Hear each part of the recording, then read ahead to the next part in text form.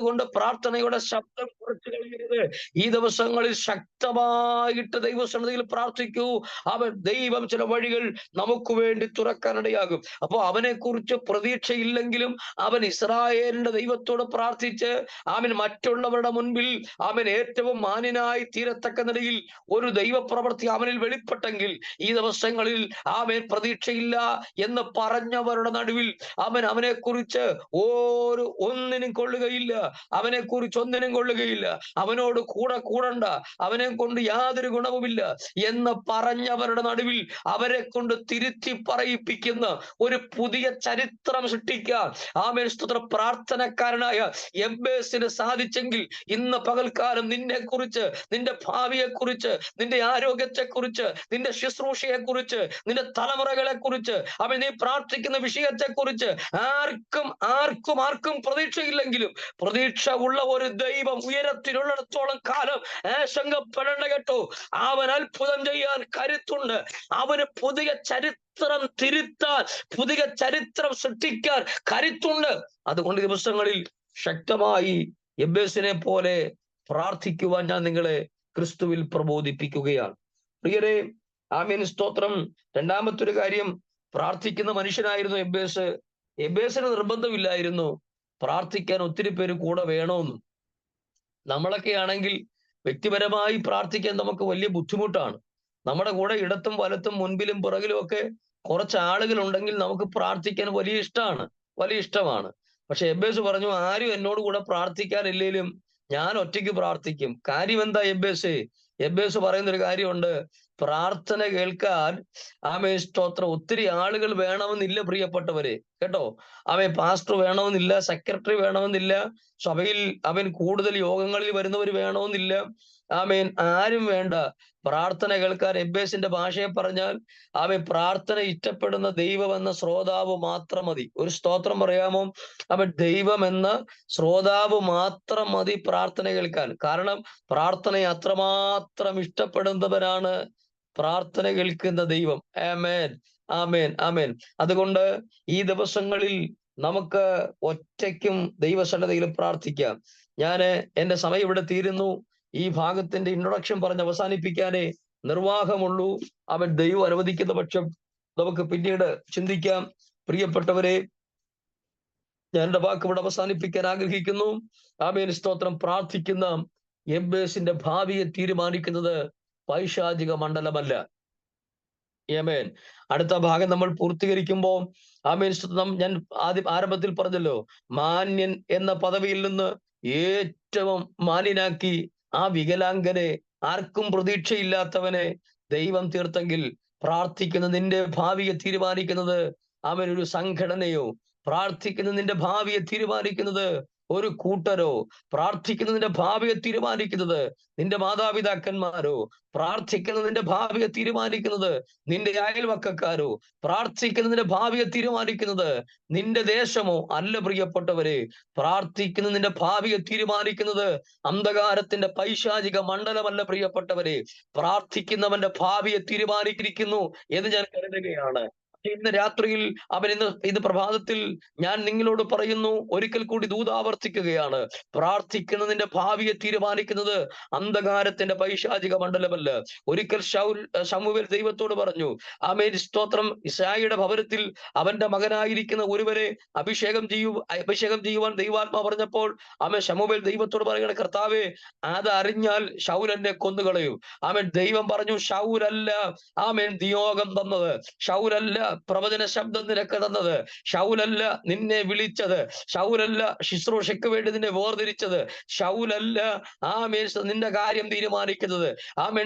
നിന്റെ കാര്യം തീരുമാനിക്കാൻ ഞാൻ ഉള്ളിടത്തോളം കാലം നീ ഒന്നിനും ഭാരപ്പെടേണ്ട കാര്യമില്ല. ഇന്ന് പകൽക്കാലം ഏലിയാവ് അവൻ ചൂരച്ചെടിയുടെ തണലിൽ അവൻ കീഴിൽ കിടന്നുറങ്ങിയ.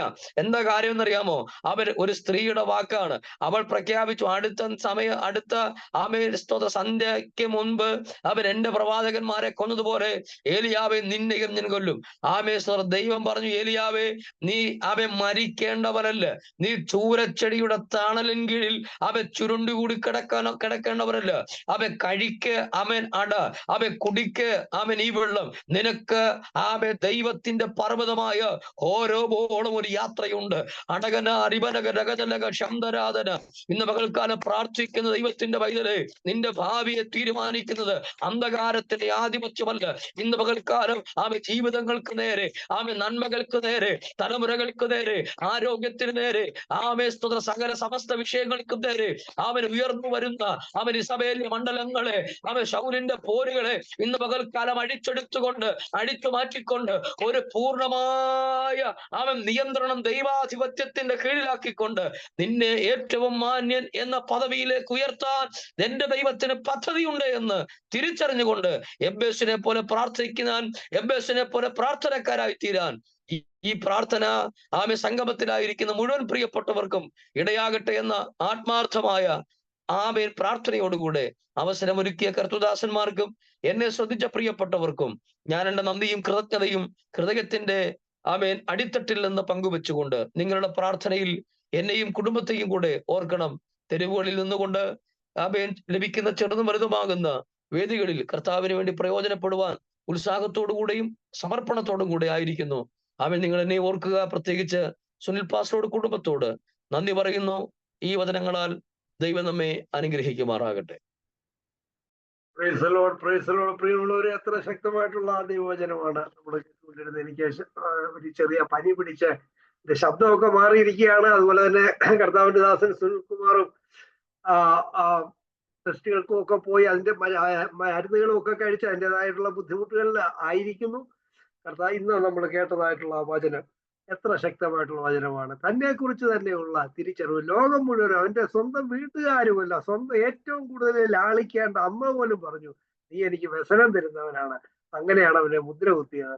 എല്ലാവരും അവനെ തള്ളിക്കളഞ്ഞെങ്കിലും അവന് മനസ്സിലായി, ഞാനൊരു പൂർണ്ണ വികലാംഗനായ, അല്ല അങ്ങനെയാണല്ലോ കർത്താവിദാസൻ പറഞ്ഞത്, ഒരു അപൂർണതയുള്ള വ്യക്തിയാണെങ്കിലും, ആരാലും ബഹുമാനിക്കപ്പെടാത്ത വ്യക്തിയാണെങ്കിലും ആ ദൈവത്തെ കുറിച്ച്, ഒന്നാമതായിട്ട് തന്നെ കുറിച്ച് തന്നെയുള്ള തിരിച്ചറിവ്, താൻ ആരാണെന്നുള്ള തിരിച്ചറിവ്, രണ്ടാമതായിട്ട് ആ ദൈവത്തെ കുറിച്ചുള്ള തിരിച്ചറിവ്, എന്റെ ഇല്ലായ്മയിൽ വന്നെന്നെ ശക്തനാക്കുന്നവനായ ഒരു ദൈവമുണ്ട് എന്നുള്ള ആ ഒരു ആഴമായിട്ടുള്ള ബോധം. പൗലോസ് പറയുന്നത് പോലെ വിശ്വസിക്കുന്നവരുടെ മേൽ വ്യാപരിക്കുന്നതായ ആ ദൈവശക്തിയുടെ അളവറ്റ വലുപ്പത്തെ കുറിച്ച് ആഴമായിട്ടുള്ള വിശ്വാസവും ബോധ്യവും ഉൾബോധ്യവും ഒക്കെ ഉണ്ടായിരുന്നു. അതുകൊണ്ട് നമുക്കറിയാം, ആ വാചകത്തിൽ തന്നെ പറയാണ്, നമ്മളായി കർത്താവിദാസൻ പറഞ്ഞ പോലെ ആ ദിനവൃത്താന്ത പുസ്തകം ദിനവൃത്താന്ത പുസ്തകം ആദ്യം മുതൽ തന്നെ മുഴുവൻ പേരുകളാണ്, 9 അധ്യായവും പേരുകൾ തന്നെയാണ്.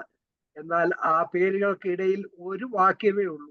എബ്ബേസിനെ കുറിച്ച് ബൈബിളിൽ ആകെ 2 പ്രാവശ്യമേ പറഞ്ഞിട്ടുള്ളൂ. എന്നാൽ ആ വാക്യത്തിൽ തന്നെ പറഞ്ഞിരിക്കുകയാണ്, അവന് എല്ലാവരെക്കാളും അവൻ മാന്യനായി തീർന്നു. പ്രിയമുള്ളവരെ, ഇന്ന് അപര്യാപ്തതയുടെ മുൻപിൽ നാം നിൽക്കുക, നമ്മുടെ പരാജയങ്ങളുടെ മധ്യത്തിൽ നാം നിൽക്കുകയാണെങ്കിൽ വിജയലാളിതനായ ഒരു ക്രിസ്തു നമ്മുടെ സഹോദരനായുണ്ട്. അവനോടുകൂടെ നമ്മളും വിജയലാളിതരാകുന്നു എന്നുള്ള ആഴമായിട്ടുള്ള ആ വിശ്വാസത്തോടുകൂടെ നമുക്ക് മുന്നോട്ട് പോകാൻ കർത്താവിന്റെ ദാസൻ ആ കവലകളിലൊക്കെ നിന്ന് പ്രസംഗിക്കുകയൊക്കെ വളരെ ഊർജ്ജസ്വലതയോടുകൂടെ കർത്താവിന്റെ വേലയിലായിരിക്കുന്നല്ലോ. കർത്താവ് ആവശ്യമായിട്ടുള്ള എല്ലാ നന്മകളും നൽകട്ടെ.